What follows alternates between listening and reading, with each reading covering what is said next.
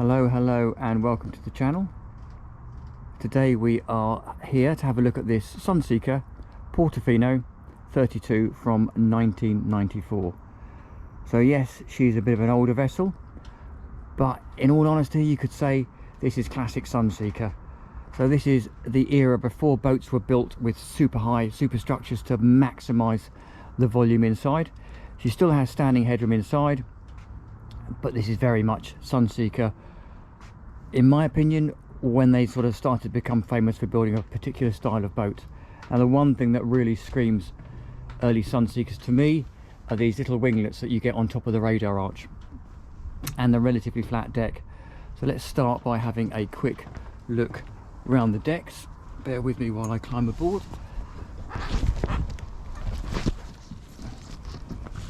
So it is a slightly narrower foredeck, or side deck I should say, but once you're on board, very large flat area. Here you can see the fore hatch, escape hatch to the fore cabin. Again, big deck.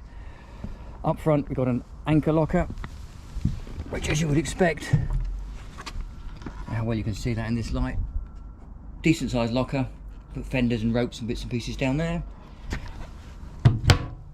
Up front here we have the windlass, obviously the anchor chain and anchor, a couple of foredeck cleats, and then the up and down buttons for the anchor windlass itself.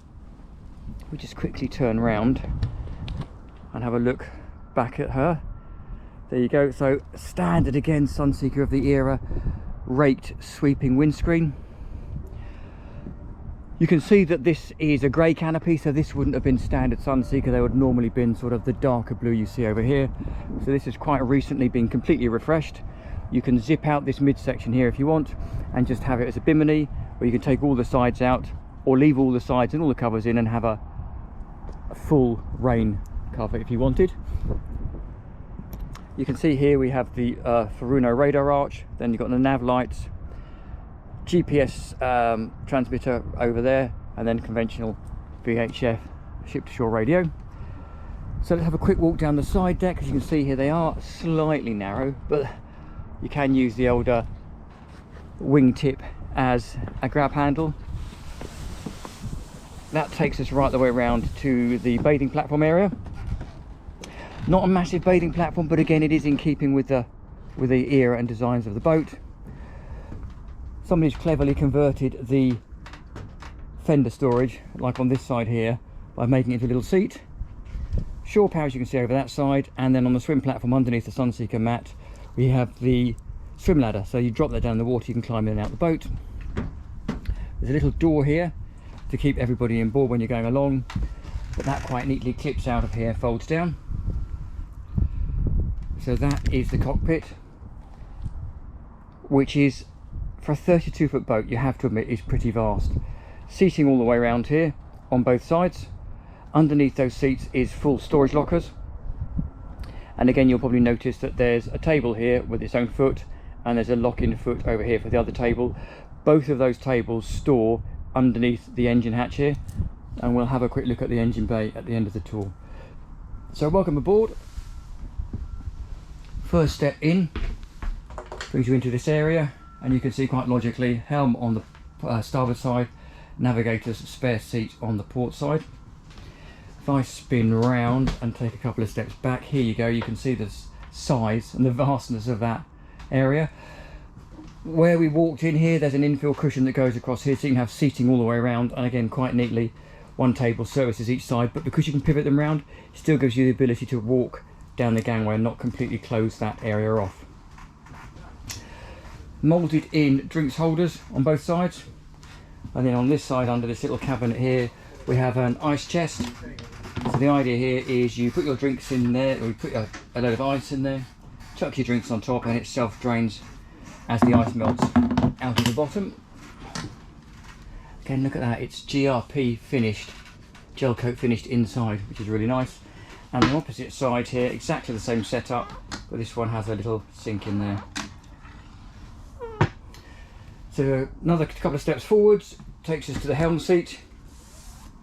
So this boat's running Yamaha engines, so you have the Yamaha shifters and throttle controls. Trim is on the end of the throttle control here. Over here you've got conventional trim tabs. These are the engine warning light controls. Then you have obviously trim controls, tank for the starboard engine, tank for the port engine, and then all the analog engine controls and the rev counters here repeated for each engine. Usual carling switches for the winches and the horn and the like. Down there, Garmin VHF ship's shore radio. There's the screen for the Furuno radar. And then up top we have thruster, bow thruster. Looks like this vessel comes with a detachable GPS system. We saw the new antenna up top.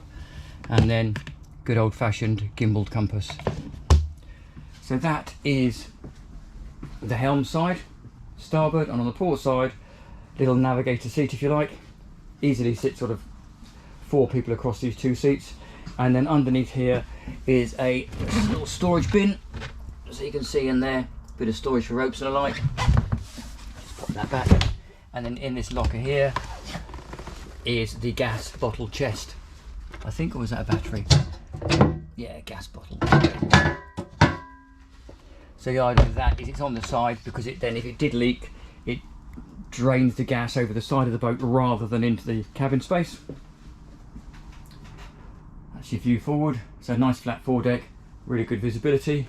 Large sliding door with a beautifully made stainless steel grab handle around there. Drops you into the main saloon. You see there's a couple of steps down here. Takes you into the saloon area.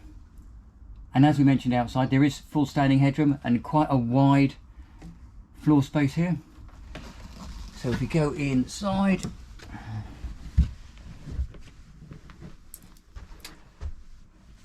forward is the conventional V berth. So obviously a couple of cushion seats either side. There's full storage underneath both of these on both sides. This table drops down using the mechanism here and fills that in to make a full-size double berth. And here you go, over here, look, is that cushion that we spoke about that fits in the step in the cockpit to fill in that section. Here's the hatch to the foredeck. And over here you have all your switch gear for your 12 volt and mains voltage.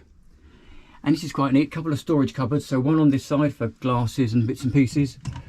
Little catch there so it doesn't fall open at sea. Drinks cupboard. And then under this unit here is a little cupboard, a couple of drawers, or 3 drawers, sorry, and then under this side we have the sink.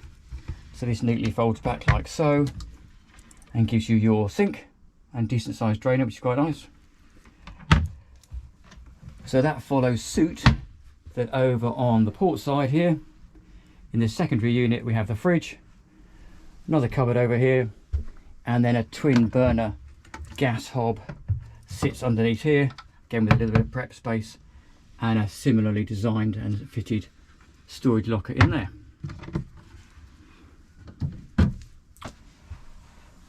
You'll notice there's a TV up there as well.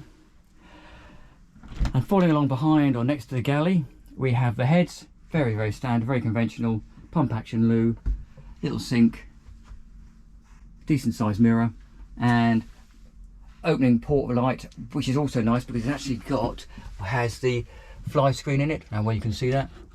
But that means you can have the windows open, have a bit of ventilation through, let the air out without all the mosquitoes and flies coming in. Over on the other side, we have the access door to the aft cabin, or master cabin, depending on what you want to call it. Start with, there's a little seat in here. There's a couple of other infill cushions there, we'll get those out of the way for a moment.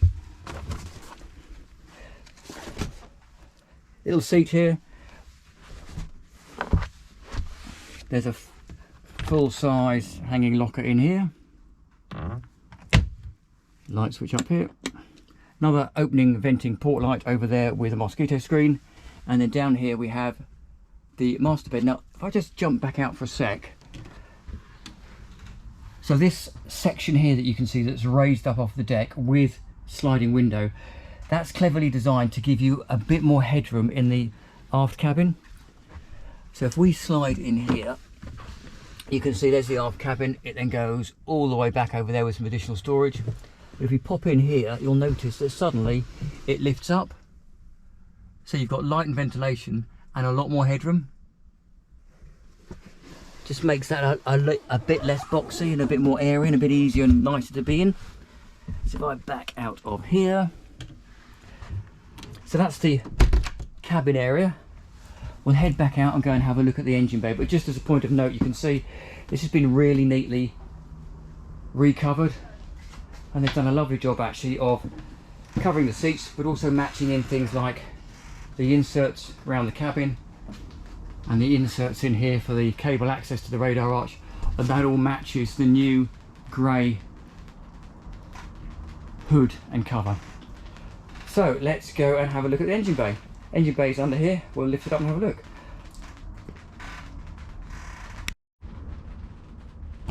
So here we go. My magic assistant has lifted the engine hatch up for me.